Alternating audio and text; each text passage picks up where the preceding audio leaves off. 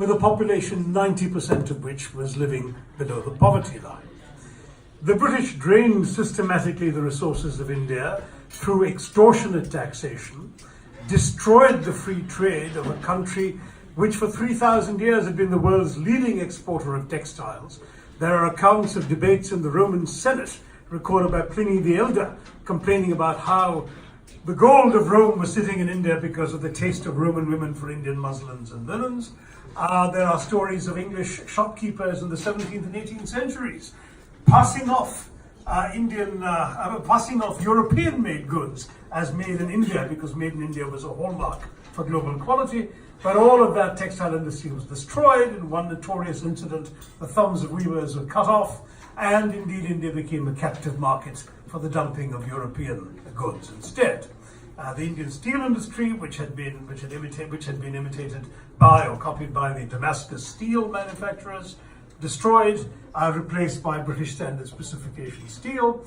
The Indian people ravaged by both oppression and taxation, the creation of a landless peasantry that hadn't existed earlier, and not just all this acute poverty, but famines created as a result of deliberate British policy, predicated on Adam Smithian principles of free market, a complete rejection of charity, which had been deeply embedded in Indian tradition. So droughts had always involved people helping the others, but the British said that helping people is wrong, because if the land cannot sustain the population that's trying to live off it, people must die, the Malthusian principle. And 35 million people unnecessarily lost their lives because of British policy. The British, as you say, claim credit for the railways. The railways were a gigantic colonial scam, paid for entirely by Indian taxpayers, but so lavishly spent when being constructed that a mile of Indian railway cost 9 times what the same mile of railways cost in the UK or the US or Canada at exactly the same time. And what is more, the railways were run as a racist colonial enterprise, with Indians being denied the opportunity to serve on them, and every job of any consequence, from ticket collector to station master, being done by white men. The British try and claim credit for democracy, but it's a bit rich to imprison, torture, maim, and otherwise mistreat people for 200 years and then celebrate the fact that they're democratic at the end of it. Even the rule of law that you mentioned, was applied with excessive attention by the British to the skin color of the defendant, where the standards of justice were completely iniquitous in terms of punishments for Indians as opposed to Brits. I've run out of time, but I think I've probably made my case. This is one way of doing a speed talk, but as somebody has said, you can also simply tell a story, you can recount an anecdote, you can talk about something that changed your life. The talk I was going to give you, I'll give you a shorter version, I won't give you the whole 3 minutes, was something somewhat simpler, so might also spark up other thoughts. I worked for the UN High Commissioner for Refugees the first 11 years of my working life. And I was often asked about this, and so I would tell people, yes, there are some real issues about bureaucratizing our international consciences. I worked for an organization that was serving people. At the same time, the reason that I was able to make the difference I could make was because, unlike church groups, NGOs, or just ordinary human beings who can also provide charity to people in need, where the UN could make a difference was the clout we had in being able to work with governments and deliver solutions for people who'd lost their homes, lost their lives, and needed international protection.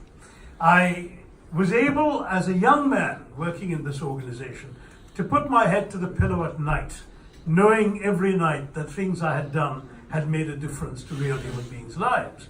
And these are people I could meet and see, because that was the advantage of running a small office in Singapore at the peak of the Vietnamese boat people crisis, as people fleeing communism in tiny boats were rescued by ships and brought into the port. And one episode I've never forgotten was of a young family that left Vietnam in a tiny boat with a cannibalized tractor engine.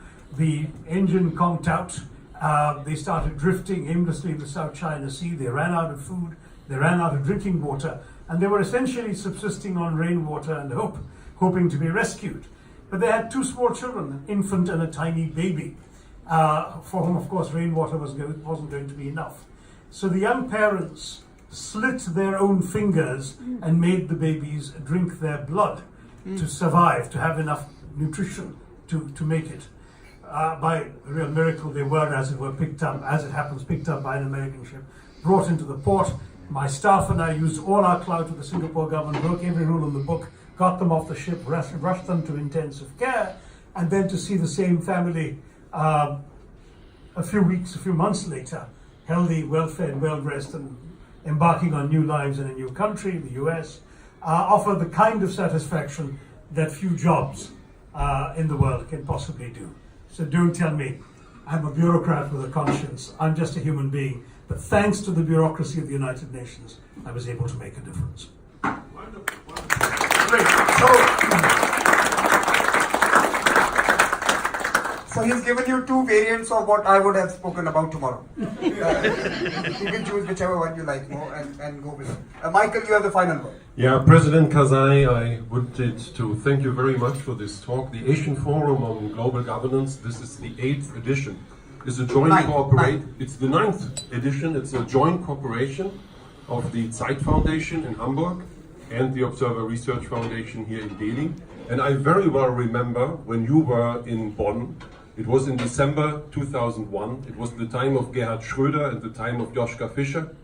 And we met with you in the Petersberg, on the hill above the city of Bonn.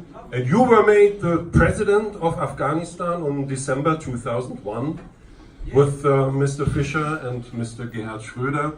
And so, you know, we have followed you from that time onwards. And I just wish you all the very best for whatever you can do for your country. All the best. Thank you, Michael. Now, we have a small tradition here. Yes.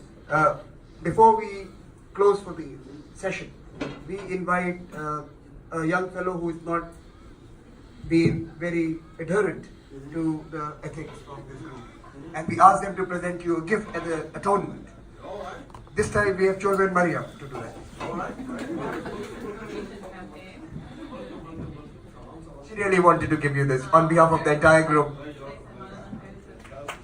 Please join me in applauding President Karzai for his conversation.